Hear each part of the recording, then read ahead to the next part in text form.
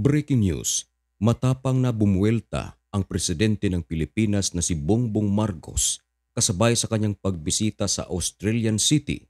Ito ay kaugnay sa mga presensya ng Chinese at sa kanilang ginagawa sa teritoryo na pag-aari ng Pilipinas. Ayon sa presidente, ang kanyang administration ay gagawin lahat ng kanyang makakaya upang maprotektahan ang pag-aari ng bansa. Subalit iginiit rin ng Pangulo na lahat ng kanyang makakaya ito ay hahantong sa diplomatikong pamamaraan.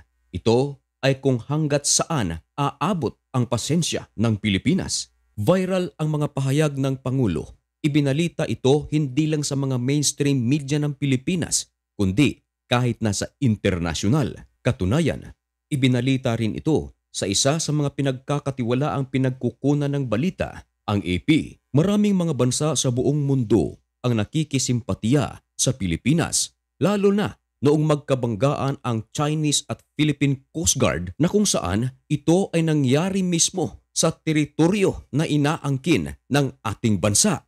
Ayon sa report, 4 sa ating mga kababayan ang crew sa Philippine Coast Guard ang sugatan. Ito ay ikinabahala ng maraming senador sa Pilipinas at maging ni Bongbong Marcos sapagkat meron ng mga tao ang nasasaktan sa mga pangyayari sa West Philippine Sea. Ayon sa ibang mga analist, baka kung ito ay mapabayaan, baka hindi lang sugat ang aanihin ng marami nating mga kababayan sa West Philippine Sea. Baka mas malubha pa nang maghahatid sana ng supply ang Philippine Coast Guard sa disputed Second Tamas Shoal ay hinarang ito ng mga Coast Guard ng China. Nagkaroon pa ng habulan ang mga barko ng Chinese Coast Guard at Philippine Coast Guard na kung saan nagsanhi naman ito ng mga minor collision o pagbabanggaan. Ito ay ayon sa pagsasalaysay sa isa sa mga Philippine officials.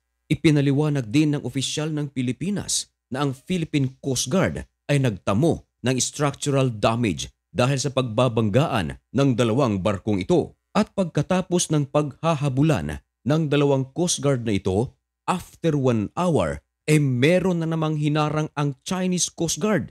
Hinarang ng Chinese Coast Guard ang Philippine Coast Guard na kung saan ito ay nag-e-escort ng isang supply boat. Ang naturang supply boat ay minamaneho ng Philippine Navy personnel. Ang masaklap mga kapilgrims na ang nasabing supply boat na pinapatakbo ng Philippine Navy personnel ay tinira ng water cannon ng 2 Chinese Coast Guard ships. Dito na nagkaroon ng damage ang supply boat na minamaneho ng Philippine Navy at ang masaklap, 2 sa ating kababayang Filipino crew ang sugatan.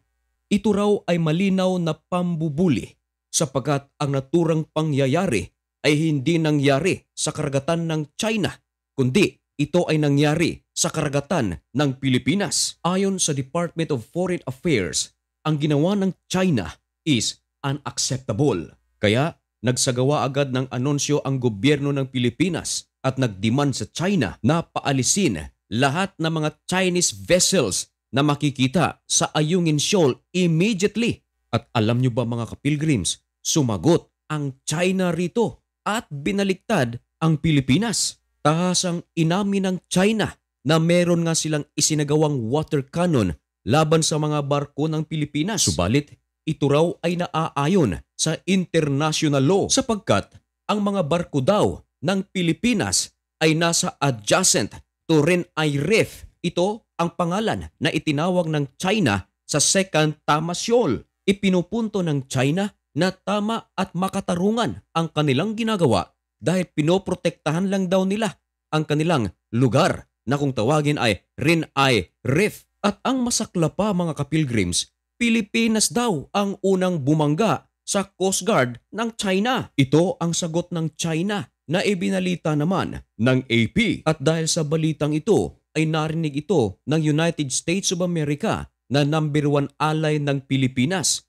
Ayon sa Washington, kinukondina nila ang Chinese Coast Guard sa kanilang aksyon na ipinakita sa Philippine Coast Guard. Naglabas agad ng pahayag si Mary Kay Carlson. Ayon sa kanya, US stand with Philippines. Maging ang Australia at Japan ay nag-express na rin ng pagkondina sa ginawa ng Chinese Coast Guard.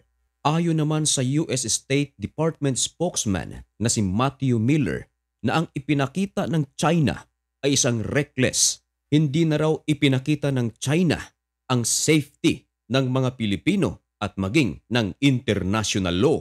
Nagkausap naman ang gobyerno ng Pilipinas at gobyerno ng Vietnam. Ang Vietnam ay isa rin sa mga umaangkin sa naturang karagatan. Subalit, hindi rin nito nagustuhan ang ginawa ng China. Kaya nagkasundo ang Pilipinas at Vietnam na magre-raise ng protest laban sa ginawa ng China. Ayon na rin sa pagsasalaysay ng Philippine security officials na hindi lang water cannon ang ginamit ng Chinese Coast Guard. Gumamit din daw ito ng military grade laser na kung saan magsasanhi ito ng temporaring pagkabulag. At ito nga ang nangyari sa ilan nating mga kababayang Pilipino na lulan ng naturang barko. At ang Chinese Embassy na nasa Manila ay inakusahan pa ang Pilipinas na provocative moves daw ang isinagawa ng Pilipinas laban sa Chinese vessels. Ang masaklap dyan mga kapilgrims, dahil bago mangyari ang insidenteng ito,